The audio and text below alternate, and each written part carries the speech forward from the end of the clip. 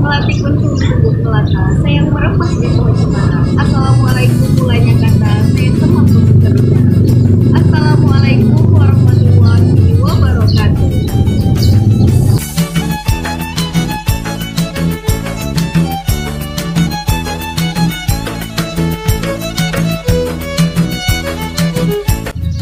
Perkenalkan, nama saya Siti Maimun, saya dari Prodi PGMI semester 2 kelas A, akan menjelaskan materi makalah pribadi saya yang berjudul Implementasi Nilai-Nilai Sastra Gurindam 12 karya Raja Ali Haji. Untuk memenuhi tugas mandiri mata kuliah Islam dan Tamadun Melayu dengan dosen pengampu Bapak RSUD SPD MPD.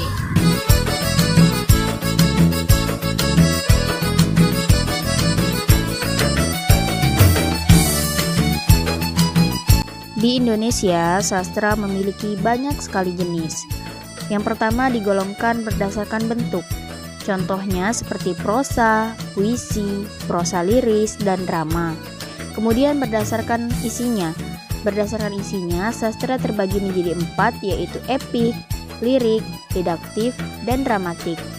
Sedangkan berdasarkan sejarah, sastra terbagi menjadi kesusastraan lama, kesusastraan peralihan, dan kesusastraan baru. Salah satu bentuk kesusastraan lama ialah kesusastraan Melayu.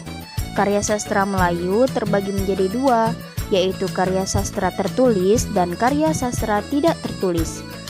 Contoh karya sastra tertulis ialah seperti hakikat, syair, gurindam, dan lain sebagainya.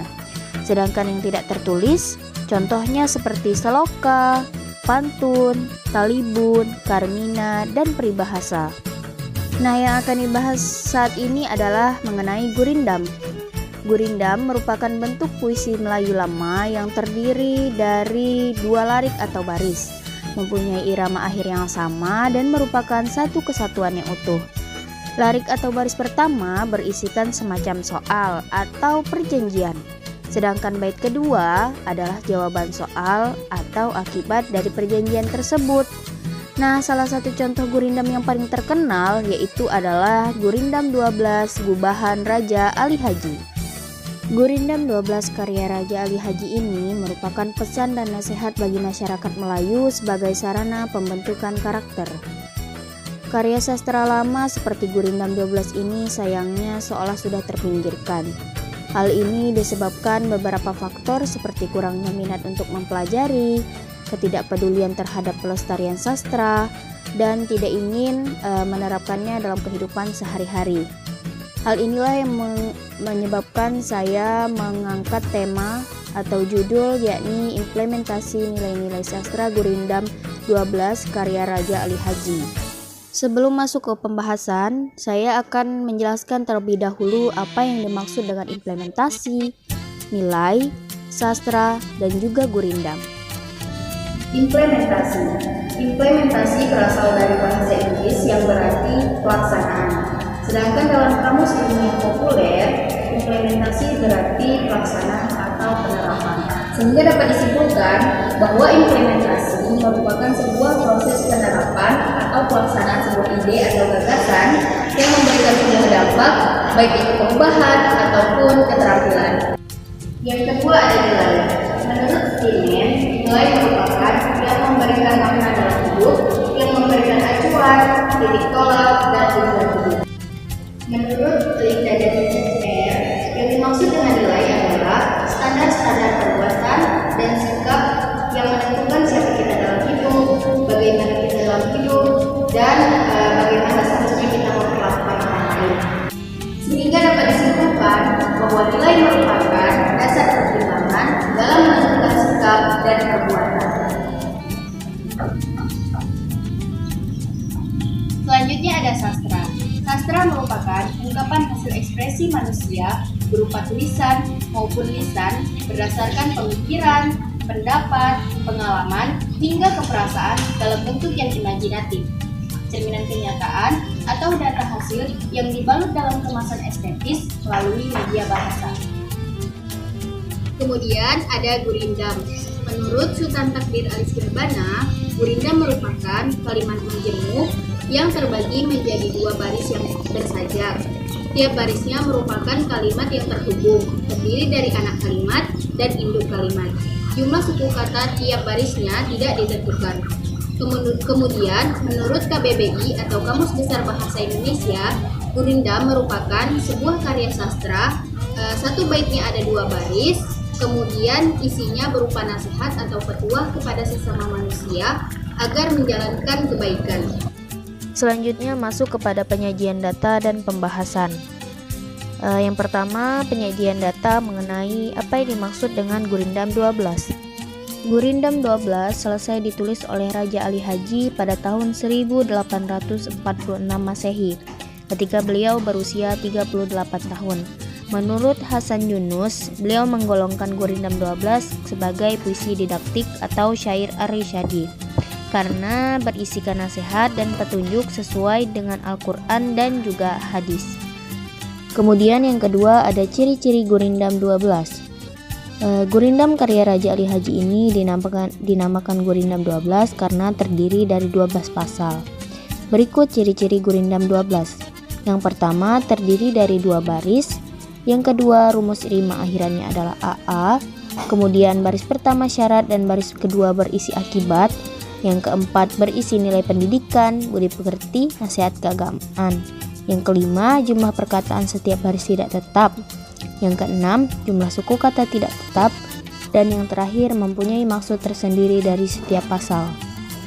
Kemudian masuk kepada pembahasan mengenai makna yang terkandung di dalam Gurindam 12. Di dalam Gurindam 12 terdapat 12 pasal yang masing-masing pasal memiliki maknanya tersendiri. Nah, kali ini saya akan menggolongkan pasal-pasal yang ada di dalam Gurindam 12 menjadi 3 golongan. Yang pertama berisi nilai keagamaan, yang kedua budi pekerti, dan yang ketiga nilai pendidikan.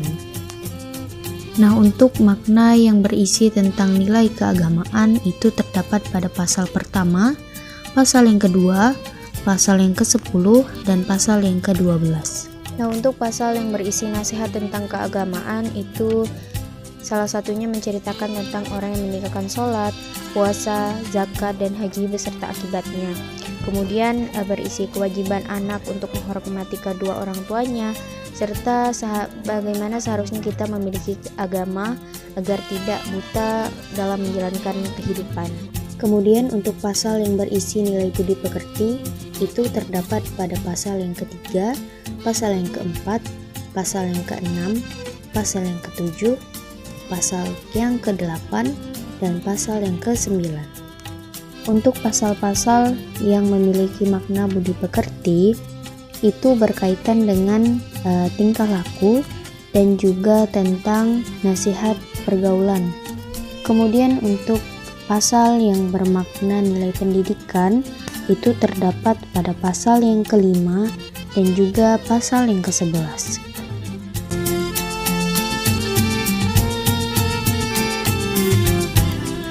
Baik, selanjutnya masuk kepada pembahasan mengenai latar belakang Raja Ali Haji membuat Gurindam 12. Gurindam 12 ditulis oleh Raja Ali Haji sebagai bentuk apresiasinya terhadap Al-Quran, terkhusus pada Quran Surah Ibrahim ayat 24, yang artinya, tidakkah kamu memperhatikan bagaimana Allah telah membuat perumpamaan kalimat yang baik seperti pohon yang baik, akarnya teguh, dan cabangnya menjulang ke langit. Nah, dari kalimat tersebut dapat kita ambil kesimpulan bahwa kalimat yang baik itu bisa dijadikan tempat berteduh dari kepanasan atau tertindas, dan bisa pula menjadi buah yang segar atau jalan yang lurus bagi kesejahteraan hidup, dan dapat memberikan kita panduan agar memandang angkasa yang luas, serta dapat menyadari kebesaran kekuasaan Allah Subhanahu wa Ta'ala sebagai pemilik jagat raya. Kemudian alasan lainnya, Gurindam 12 ini merupakan spirit bagi Raja Ali Haji yang akan digunakan sebagai mahar untuk istrinya, yaitu Dayang Cahaya. Kemudian alasan selanjutnya yaitu keprihatinan Raja Ali Haji terhadap kondisi yang membahayakan terhadap kehidupan masyarakat Melayu, terkhusus di Kerajaan Riau Lingga, sehingga juga sebagai tanggung jawab moral bagi beliau untuk mempertahankan dan melihara eksistensi terhadap agama Islam dan budaya yang ada di kehidupan masyarakat Melayu. Sehingga melalui karya tulis ini beliau berusaha agar agama dan adat istiadat senantiasa melembaga kembali di kehidupan masyarakat Melayu, terkhusus di Kerajaan Riau Lingga. Baiklah, di sini saya akan menjelaskan sedikit mengenai biografi Raja Ali Haji. Raja Ali Haji bernama lengkap Raja Ali Al-Haj Ibni Raja Ahmad Al-Haj Ibni Raja Haji Fisabilillah bin Opu Daengcela. Lahir di Pulau Penyengat, Kepulauan Riau tahun 1808 Masehi. Ayahnya bernama Raja Ahmad Engku Haji Tua dan ibunya bernama Enci Hamidah binti Panglima Selangor. Beliau memiliki 6 saudara dan memiliki 2 orang istri, yaitu Daeng Cahaya dan Raja Safiyah, dan memiliki 17 orang putra dan putri.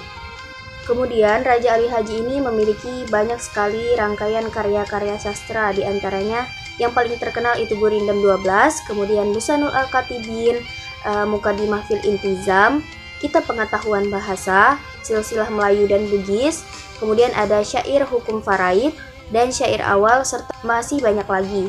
Kemudian beliau wafat tahun 1873 di Pulau Penyengat, Kepulauan Riau. Selanjutnya masuk kepada pembahasan mengenai penerapan Gurindam 12 di kehidupan sehari-hari. Gurindam 12 ditulis untuk menyatakan sesuatu yang benar melalui pepatah atau peribahasa yang berisi nasihat. Isi Gurindam 12 itu sangat banyak sekali mengandung nilai keagamaan dan nilai sosial, sehingga dapat dikatakan bahwasanya Gurindam 12 ini sangat erat kaitannya dengan kehidupan sehari-hari. Bahkan, nasihat-nasihat yang ada di Gurindam 12 itu terbukti sangat berguna sampai dengan sekarang. Sehingga dapat dikatakan apabila kita telah melakukan atau melaksanakan sesuai makna yang ada di Gurindam 12, itu sama dengan artinya bahwa kita telah mengamalkan ajaran Al-Quran dan hadis. Untuk itu, untuk menerapkannya dalam kehidupan sehari-hari, kita perlu untuk mempelajari, memahami dan mengerti makna dari Gurindam 12 sehingga mampu kita untuk terapkan dalam kehidupan sehari-hari. Nah, berdasarkan uraian tadi dapat kita simpulkan bahwa sebagai mahasiswa atau masyarakat seharusnya kita lebih memperdalam wawasan terutama terhadap sastra. Kemudian mengenali tokoh atau sejarawan yang berkaitan erat atau yang memiliki andil yang cukup besar terhadap sastra yang ada di Indonesia, serta termotivasi untuk menciptakan bahkan mengembangkan berbagai jenis sastra. Demikian video penjelasan dari saya. Mohon maaf terdapat kesalahan. Saya akhiri dengan ucapan wabillahi taufiq wal hidayah waridho wal inayah. Wassalamualaikum warahmatullahi wabarakatuh.